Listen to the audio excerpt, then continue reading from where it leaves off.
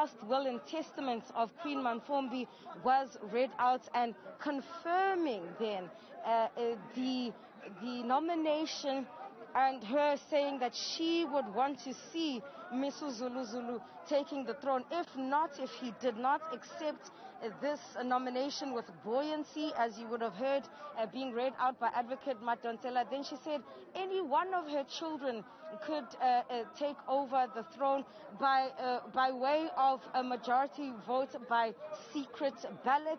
And then, Bongiwe, as I was saying earlier on, and then as the will was being shown to the children, each and one of the children of Queen Mantfombi, there was someone, and that someone was Prince Thokozani, stood up and said, "Uxolo." And the advocate, I don't know if he heard him or if he was willfully ignoring him, and he continuously said "Uxolo," and there were chants from the back saying, "Could you please lend an ear?" And that's when the AmaZulu traditional Prime Minister Prince Mangosuthu Buthelezi stood up and pointed at Prince Thokozani, "Wati musukanga, don't be mischievous." And Thokozani said, "Why can't I speak? This is a public meeting. Why shouldn't I be allowed to actually air my views?" And then Prince Mangosuthu Buthelezi saying, "Well, this is not a public meeting." And Prince Thokozani responding. And it was during that particular exchange then that Mrs. Zulu then stood up and disappeared, literally disappeared. And that's when there was all kinds of movement at the palace. And as you've said, Bongiwe, guns were pulled out. I could hear someone saying, "Go and close all the gates." So it seems as though there was an effort to try and ensure that there wasn't an escape from the vantage point that I was standing at, which is right at the entrance of this particular palace, Bongiwe. I can tell you that we were warned several times by those who were part of that security to make sure that we stand far away. I can now recall, now that I've calmed down, that one of the security officials said, "Nizolimala, sugani endleleni, move out of the way, you are going to get hurt." We are pulling out our guns, and we heard banging of doors, and we're not quite sure what was happening. All I can quite remember is that just after Prince Misuzulu, well, I should say King Misuzulu Zwelithini exited that particular meeting, he was followed by his sister and the rest of his siblings. It's not clear whether all of the children of Queen Mantfombi left with that particular convoy, but I can tell you that the vehicles that were stationed right here for that convoy, which ferried King Misuzulu Zwelithini, was heavily guarded. As I already said, they told us to move out the way. And so at this stage, you would have seen the speed of light at which those vehicles left this royal palace. I mean, it's shocking. It's barely hours, Bongiwe, since the memorial service of the late Queen Mother. It's barely hours since her remains are actually interred on these palace grounds, Bongiwe.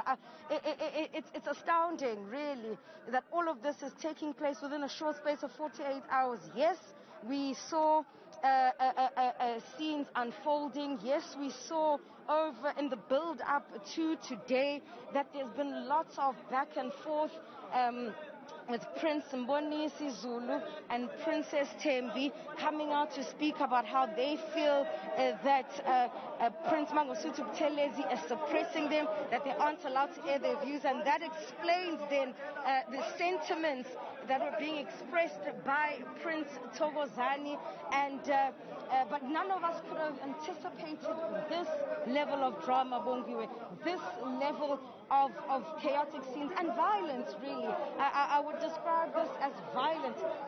Yes, we did not hear any guns ringing, but it was really a moment away from an exchange of guns. And this is why I'm saying to you, you know, the sentiment on the ground over the last couple of days, Bongiwe, with the presence of the Eswatini delegation has been that they've been feeling that some of the royals from Eswatini are taking over the processes of KwaZulu, the processes of this particular royal household, and perhaps then this explains a lot, and it explains why he would have left with the delegation from Eswatini. And you can see the advocate Griffith Madonsela standing there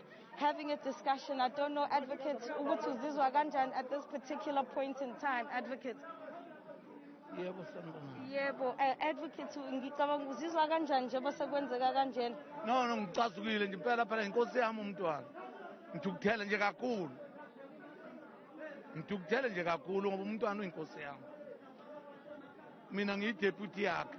Uma kuzosuka zonke izilambi lezi zizomeneka la, zizokhombisa ukuhlakanipha ngaye. Ngangcono ukuthi umuntu wakwaZulu lokhulumayo. Kuthiwa kusiwa kwaZulu. Ngithukuthele nje kabi. Yini ekuthukutheliswa kangaka? Ngithukuthela ukuthi akamhloniphi umntwana. Yilokho kungicasula. Umntwana uthokozana. Akamhloniphi umntwana okwaphinda angena indunankulu kaZulu. Mina ngibambele yena ukuba yibamba bukhosi. Uyamedelela. Well, Bongiwe, I did get my wires crossed a bit there. That isn't Advocate Madonsela, but this is someone from the royal household. You would have heard him saying that he's upset at Prince Thokozani, that he's shown utter disrespect towards Prince Mangosuthu Buthelezi, and that he himself is also a region from where he comes from, and so this kind of behavior is completely and utterly unacceptable. Ziyanda, certainly, one can really expect you to really get your eyes crossed. It's been a long day, and we certainly can forgive you. And Ziyanda, when you then look at these events that have unfolded, and that member, regent there who says he's also a regent, where he comes from, and certainly expressing just how upset he is. They do not respect umntwana kaphindangene. These scenes are not a surprise, Ziyanda, particularly when we look at how some members of the royal family have also been calling for umntwana kaphindangene ukuthi akashenxe kancane, and also allow them to then basically take care of their own processes, as they have been saying somehow. And when one looks at this, Ziyanda, as you alluded to at first, one cannot help but wonder how it was then when the father to the late king ascended to the throne, because that succession battle was not an easy one, certainly even to a point where, things got to a head. And certainly tonight, we may be getting a taste of what has been happening behind closed doors, possibly. Absolutely, and I can tell you, Bongiwe, that succession battles within the AmaZulu nation are not particularly new.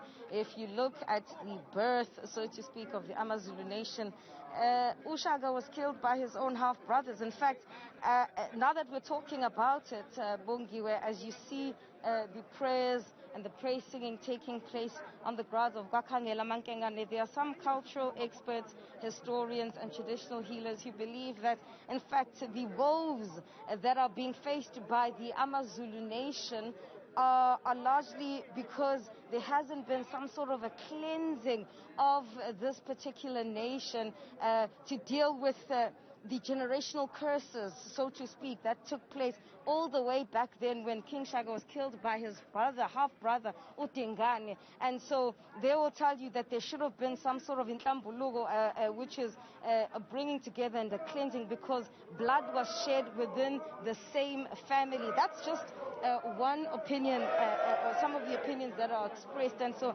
when we look, as you speak about Recipient Solomon, and all those who come after him, the succession debate and the succession battle is not particularly new. That's Senior Babu Mdletshe. He's a familiar face here in the AmaZulu royal household. He is also someone I would consider a custodian of the AmaZulu heritage.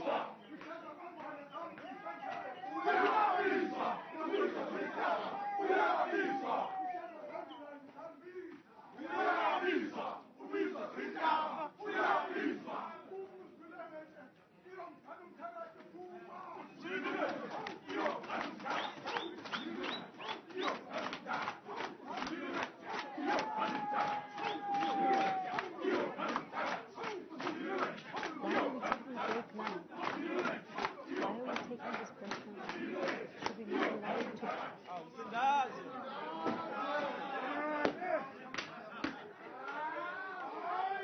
Are they comfortable with us going?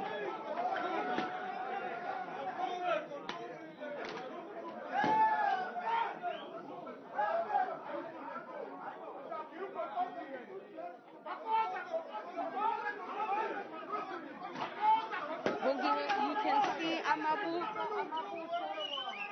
Amabuto are actually delivering praise songs here at Iwapangela Mantfombi Royal Palace.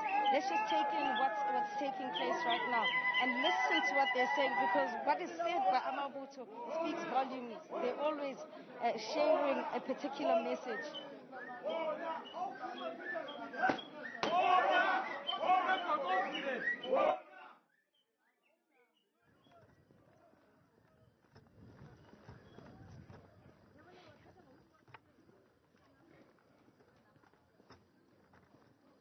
All right, that's Amabuto there, who are in front of the entrance of Gwakhandela Mankenga.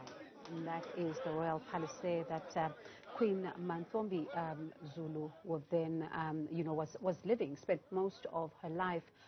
We'll take you back to these particular scenes, because certainly an unprecedented moment in history, as we saw just, a short while ago, I should say, King Zulu Kazwelithini really being whisked away, and really watching, in amazement, as even Umntwana kaPhindangene, the Prime Minister of the Zulu monarch, even calling for members of the SAPS to come in. And these are Amabuto, and you can, if you watched proceedings a little earlier on, this is the same song that they were singing as they were walking with now King Zulu Kazwelithini, who was making his way to the marquee there, where they were then, holding a memorial service for Queen Mantfombi Zulu. And we are going to continue to bring you these live visuals in just a moment,